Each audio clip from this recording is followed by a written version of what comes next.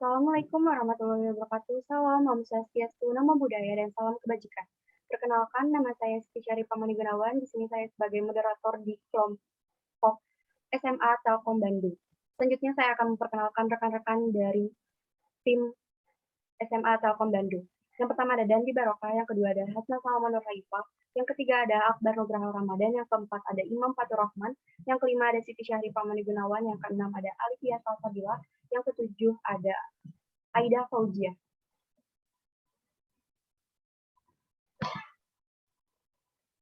Selanjutnya pemaparan dari hasil laporan observasi sekolah akan disampaikan oleh rekan-rekan saya masing-masing. Yang pertama ada kepada saudara Dandi Barokah. Kepada saudara Dandi Barokah, dipersilakan. Terima kasih Saudari Siti. Yang pertama, pengertian. Evaluasi merupakan salah satu komponen pembelajaran yang memegang peranan penting. Tanpa evaluasi, kita tidak tahu ketercapaian pembelajaran siswa. Sehubungan dengan itu, para guru perlu menguasai konsep dan sistem evaluasi pembelajaran, termasuk evaluasi proses dan hasil dalam pembelajaran PKN. Pembelajaran adalah suatu kegiatan yang kompleks. Pembelajaran pada hakikatnya tidak hanya sekedar menyampaikan pesan, tetapi juga merupakan aktivitas profesional yang menurut guru dapat menggunakan keterampilan dasar, mengajar secara terpadu, serta menciptakan situasi efisien.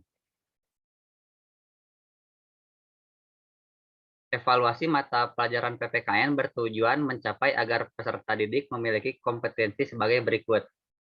1. Berpikir secara kritis, rasional, dan kreatif dalam menanggapi isu kewarganegaraan. 2. Berpartisipasi secara aktif dan bertanggung jawab dan bertindak secara cerdas dalam kegiatan bermasyarakat, berbangsa, dan bernegara, serta anti korupsi. 3. Berkembang secara positif dan demokratis untuk membentuk diri berdasarkan karakter-karakter masyarakat Indonesia agar dapat hidup bersama dengan bangsa-bangsa lainnya. Yang terakhir, berinteraksi dengan bangsa-bangsa lain dalam percaturan dunia secara langsung atau tidak langsung dengan memanfaatkan teknologi informasi dan komunikasi. Jenis-jenis evaluasi pembelajaran PPKN. Yang pertama ada tes.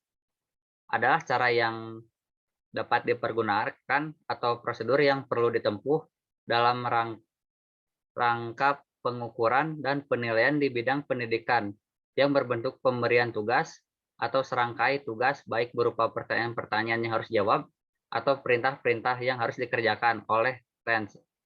Sehingga atas dasar data yang diperoleh dari hasil pengukuran tersebut dapat dihasilkan nilai yang melambangkan tingkah laku atau presentasi tes. Nilai mana dapat dibandingkan dengan nilai-nilai yang dicapai oleh tes lainnya atau dibandingkan dengan nilai standar tertentu. Yang kedua, non-tes.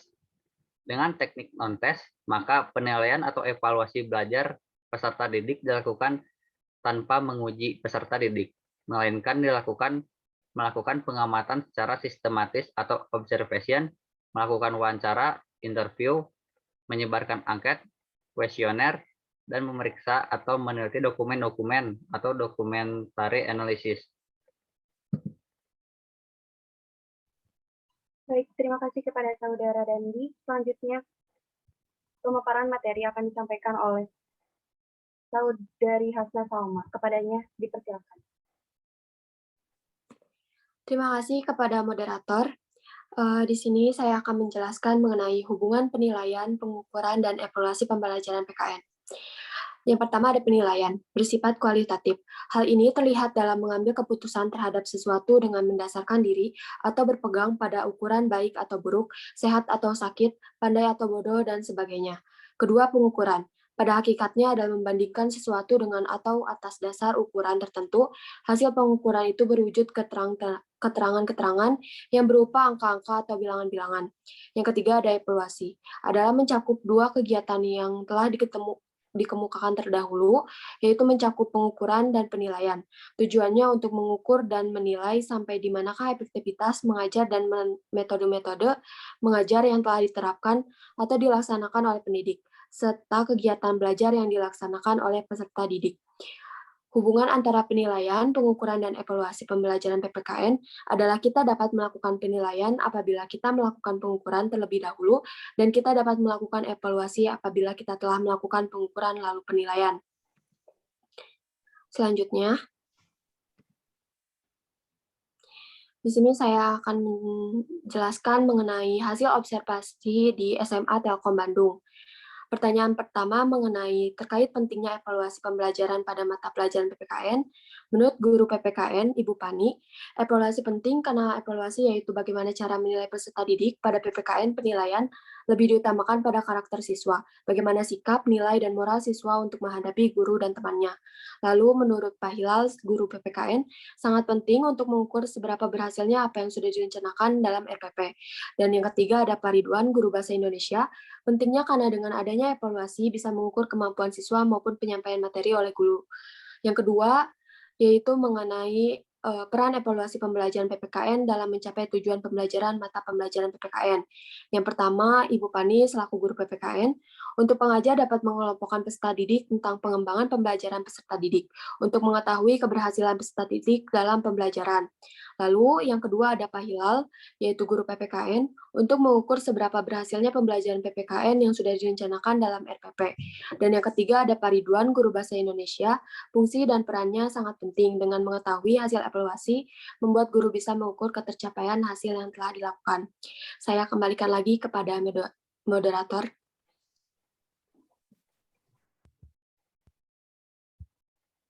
Terima kasih kepada Saudari Hasan Salma.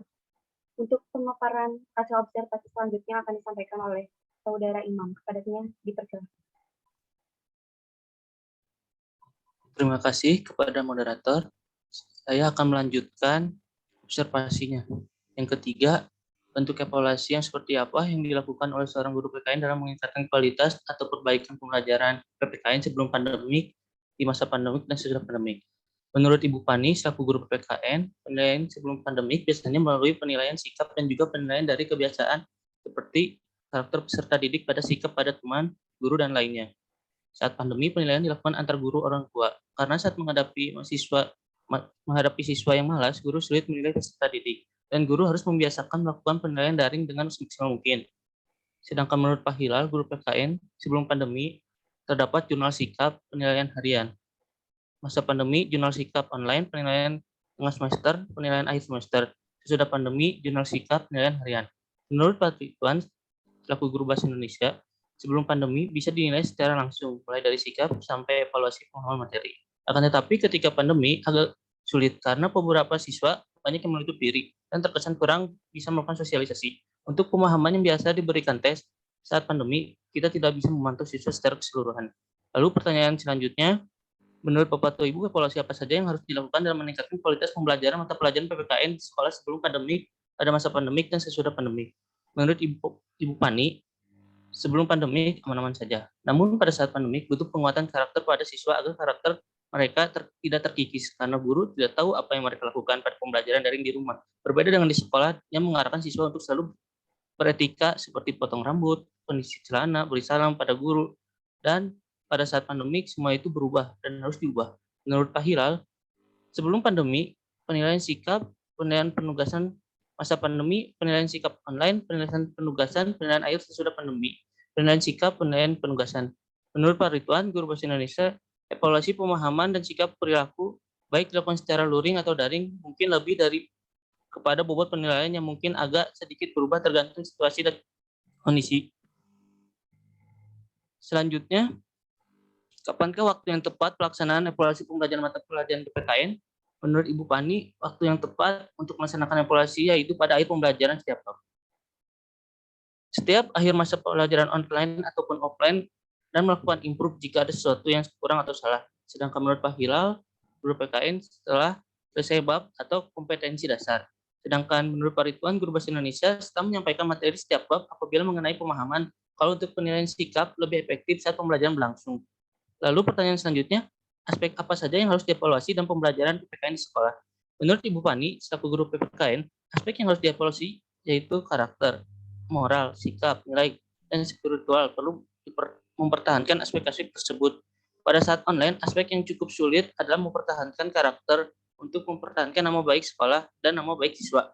Menurut Pak Hilal, guru PPKN, aspek sikap, aspek pengetahuan, aspek keterampilan. Sedangkan menurut Pak Ridwan, guru bahasa Indonesia, mungkin lebih kepada keberanian siswa dalam menyampaikan pendapat.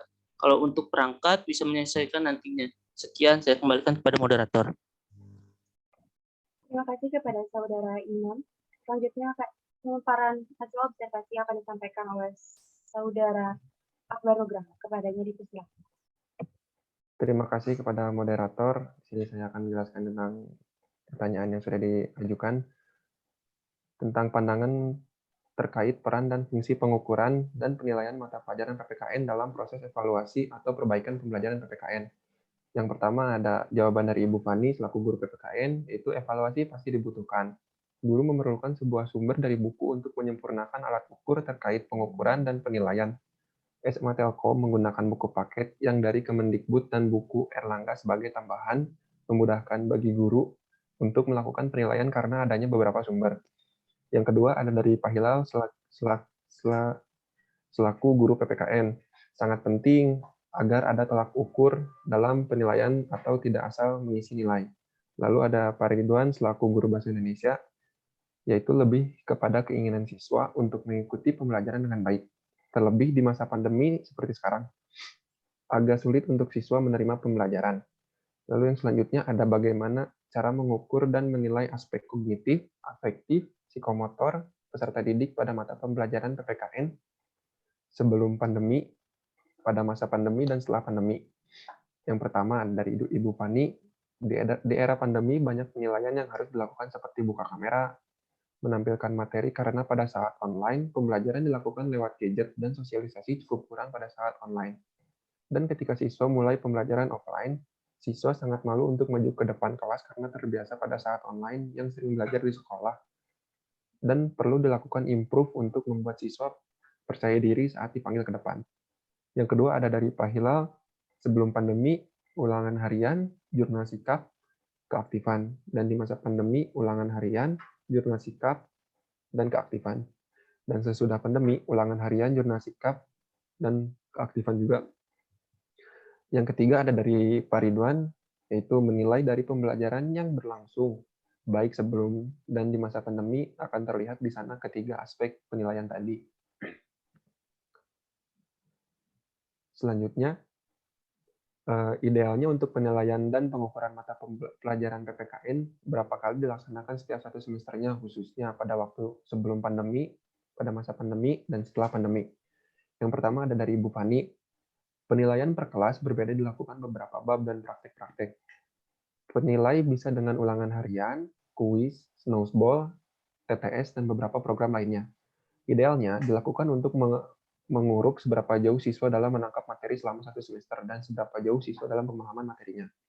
Yang kedua ada dari Pak Hilal, semua masa dilakukan setiap selesai KD atau kompetensi dasar. Yang ketiga ada dari Pak Ridwan, setiap bab agar bisa mengetahui pemahaman siswa di bagian mana yang kurang dipahami, supaya nanti bisa diberikan penjelasan tambahan. Yang selanjutnya ada bentuk penilaian, yang seperti apa yang harus diutamakan dalam proses evaluasi pembelajaran PPKN. Yang pertama ada Ibu Fani, nilai angka merupakan sebuah penilaian paling penting termasuk sekarang pada saat online, di mana penilaian angka menjadi sebuah acuan dalam kontribusi belajar. Dan bagi guru, bagaimana cara siswa untuk mendapatkan angka tersebut. Lalu dari Pak Hilal, penilaian sikap sangat dibutuhkan. Selanjutnya ada dari Pak Ridwan, untuk sekarang lebih kepada afektif. Hal tersebut bisa diketahui dari sikap siswa menerima pembelajaran yang diberikan. Apabila sudah menerima, pembelajaran pun dapat diterima dengan sendirinya oleh siswa. Terima kasih, saya kembalikan kepada moderator.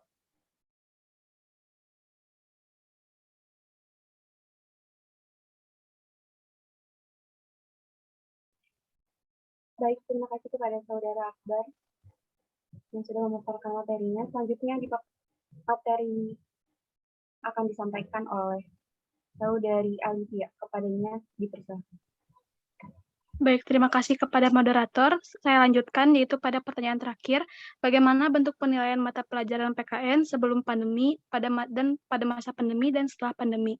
Menurut Ibu Fani sebagai guru PKN, pada sebelum pandemi, bentuk penilaian berupa keberanian, public speaking siswa, dan bagaimana siswa dapat percaya diri saat ditanya, atau pada saat penyampaian materi, dan butuh kemajuan untuk siswa agar meningkatkan kualitas siswa.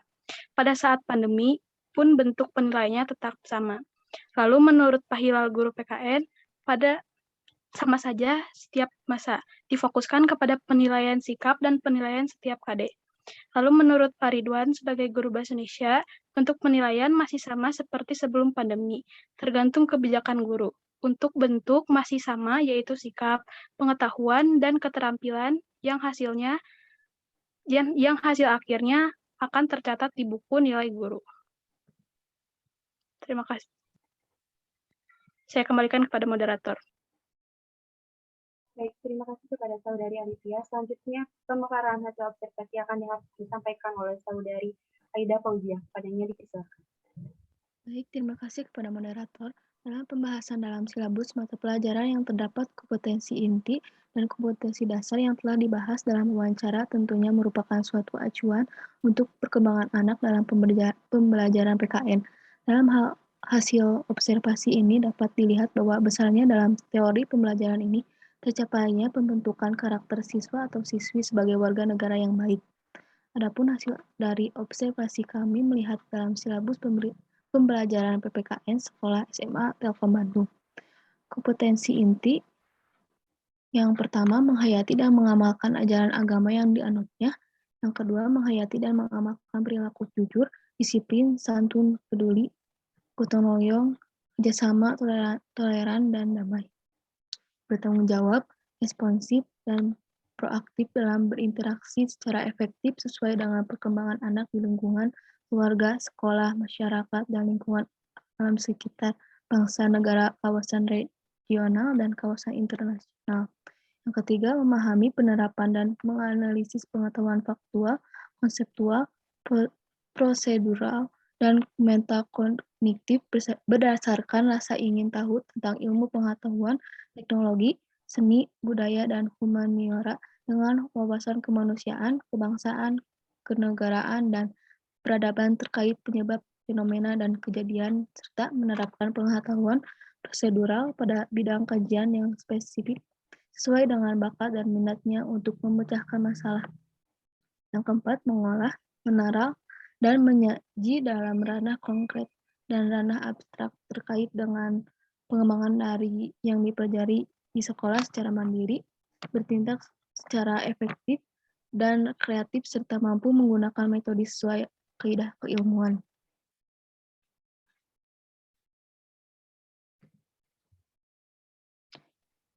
Ini bentuk kompetensi dasar dari SMA Telkom Bandung sebagai acuan penilaian para guru-guru dari SMA Telkom Bandung. Baik, saya kembalikan lagi kepada moderator.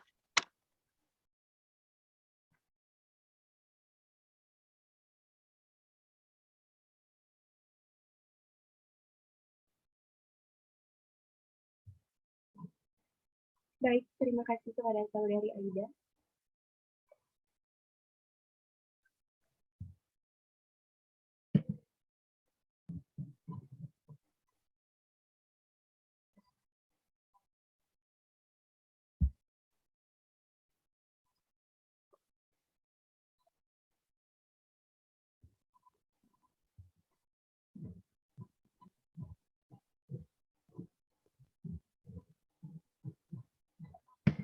Untuk selanjutnya yaitu kesimpulan dari hasil observasi tim sekolah Telkom Bandung.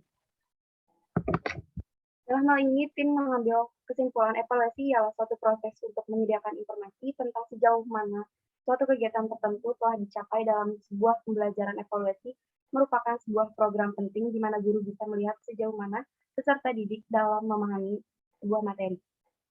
Terdapat beberapa hal yang harus diperhatikan setelah evaluasi seperti memberi remedial kepada peserta didik, memberi pengertian khusus kepada peserta didik, yang sulit paham dengan materi yang guru sampaikan.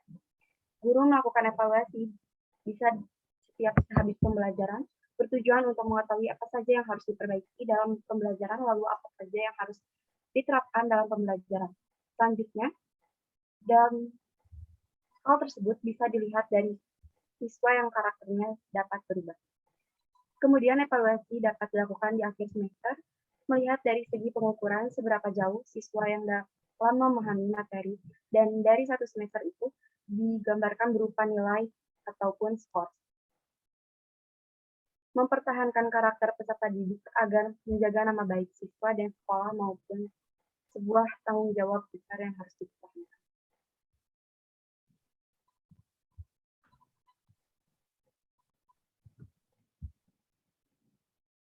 Selanjutnya yaitu ada dokumentasi dari hasil observasi kami melalui wawancara dalam jaringan.